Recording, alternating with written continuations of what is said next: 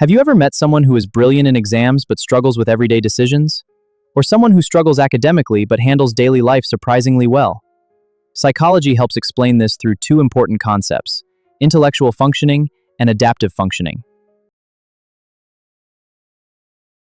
Being intelligent doesn't automatically mean being independent in everyday life. A person may solve complicated problems yet struggle with money, schedules, relationships, or daily responsibilities. That's why psychologists look beyond intelligence alone when understanding how someone functions. Intellectual functioning refers to our ability to learn, reason, understand information, solve problems, plan, and think abstractly. In simple words, it describes how effectively your mind processes information and uses it to understand and solve problems. Imagine your phone suddenly stops connecting to Wi-Fi. You check the settings, restart the phone, test another device, and finally identify the router as the problem. You're analyzing information and testing solutions. That's intellectual functioning in everyday life. Adaptive functioning is different. It describes how effectively a person handles the demands of everyday life. That'll be $12.49. Here you go. This includes managing money and time. Okay, time to make breakfast. Communicating with others, following routines, staying safe, caring for personal needs, and completing everyday responsibility. Knowing that 20 plus 30 equals 50 demonstrates a cognitive skill. But having $50 and deciding how much you can spend while saving enough for food and transportation requires applying skills to a real-life situation. Adaptive functioning is commonly understood through three major areas: conceptual, social, and practical skills. Together, these help explain how effectively someone understands everyday information, interacts with other people, and manages ordinary responsibilities. It's 2 hun. My appointment is at 3 hun. Conceptual adaptive skills include using language, reading, writing, numbers, money, and time in everyday situations. For example, knowing the time is one ability. Organizing yourself so you actually arrive at an appointment on time involves everyday functioning. Okay, I'm ready. Social adaptive skills involve communication, relationships, social judgment, understanding rules, recognizing risks, and responding appropriately to other people. Knowing what someone said isn't always enough. You may also need to understand their intentions in the situation. Hey, so glad you could make it. Yeah, the snacks are great. But we should keep it down. Good point. Let's be careful. Imagine receiving a message saying, "Congratulations, you've won $10,000. Send your bank information." Wow, I won $10,000. You may understand every word, but recognizing manipulation, judging the risk, and responding safely requires important social and adaptive skills. Wait, this looks like a scam. Practical adaptive skills involve everyday activities such as personal care, preparing food, transportation, following schedules, workplace responsibilities, safety, and household tasks. These are the skills that help a person manage ordinary daily life.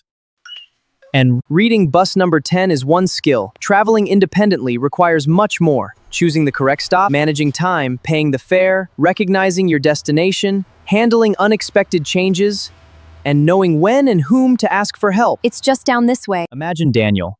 He's excellent academically and solves difficult scientific problems, but regularly misses appointments, struggles with budgeting, forgets responsibilities, and has difficulty in some social situations. Academic intelligence alone doesn't describe his complete everyday functioning. Even ordering food demonstrates the difference. Reading a menu and understanding prices involve us cognitive abilities.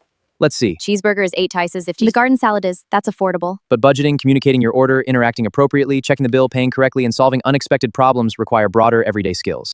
Suppose you smell smoke. Understanding that smoke may indicate fire involves reasoning, but recognizing the urgency, leaving safely, following emergency instructions, and seeking appropriate help demonstrates how understanding must also be translated into effective real-world action. Hello, 911, there's a possible fire.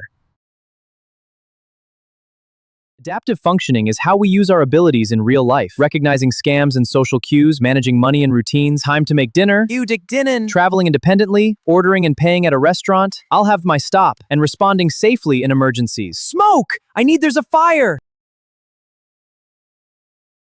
IQ tests can provide useful information about aspects of intellectual functioning, but an IQ score cannot describe an entire person.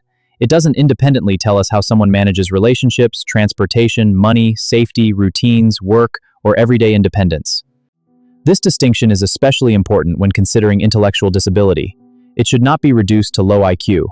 Professional assessment considers significant limitations in both intellectual functioning and adaptive functioning, with onset during the developmental period. First, intellectual disability involves significant limitations in intellectual functioning. This can affect learning, reasoning, problem-solving, planning, and understanding complex information. IQ testing can help assess these abilities, but an IQ score alone cannot determine intellectual disability. Let's work through this puzzle together. Okay. I don't get it. That's okay, let's break it into steps. Second, intellectual disability also involves significant learning and adaptive functioning, the skills used in everyday life. These include conceptual, social, and practical abilities, such as managing money, communicating safely, following routines, transportation, and personal care. Third, these limitations begin during the developmental period. Intellectual disability is not identified from one difficult task or a low test score alone. Professionals consider both intellectual and adaptive functioning, developmental history, standardized assessment, and the person's individual circumstances. According to DSM-5-TR, intellectual disability begins during development and involves difficulties in both intellectual and adaptive functioning, including reasoning and learning, as well as conceptual, social, and practical daily life skills. DSM-5-TR describes severity as mild, moderate, severe, or profound. Importantly, severity is determined mainly by adaptive functioning, how effectively a person manages conceptual, social, and practical demands of everyday life. So, how is intellectual disability actually identified? There is no single test that gives the whole answer. Professionals combine intellectual testing, adaptive functioning assessment, developmental history, clinical evaluation, and information about how the person functions in everyday environments. Adaptive functioning is assessed differently. Professionals examine how the person actually manages conceptual, social, and practical demands in everyday life, often gathering information from the individual and people who know them well across home, school, work, or community settings. Scene 21. Age and context matter. Adaptive functioning must be considered relative to age and context. We don't expect a 6-year-old to manage household bills independently. Expectations change with development, and everyday demands can also vary according to a person's environment, opportunities, and community.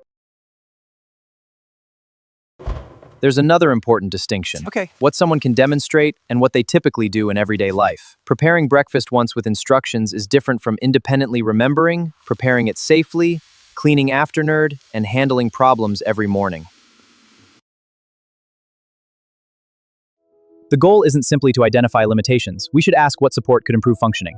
Visual schedules, repeated practice, simpler instructions, budgeting support, transportation training, and social safety education can help people develop skills and participate more independently. You've got this. Remember this: intellectual functioning is about thinking, learning, reasoning, and problem solving. Adaptive functioning is about using skills to manage real life. To truly understand a person, don't look at one score, look at how they learn, live, adapt, and what support helps them succeed.